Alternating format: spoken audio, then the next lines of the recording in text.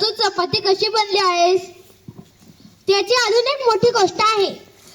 घरी आणल्यावर त्याला चक्कीत नेले व गव्हाचे पीठ केले. पीठ केल्यानंतर गव्हाचे पीठ केल्यानंतर पिठाची चपाती करण्यासाठी पीठ चांगले मळले व चपाती लाटल्यावर ती चपाती भाजली व मी चपाती झाले. बापरे, केवढी मोठी गोष्ट आहे तुझी. होय, आता तुझी पाळी आहे. तू कशी आली इथपर्यंत? माझी पण गोष्ट तुझ्यासारखीच आहे. मला एका शेतकऱ्याने शेतात पेरले. माझी पूर्ण वाढ झाल्यानंतर मला स्वच्छ पाण्यानं धुतले. स्वच्छ पाण्यानं धुतल्यानंतर मला एका व्यापाऱ्याने विकत घेतले.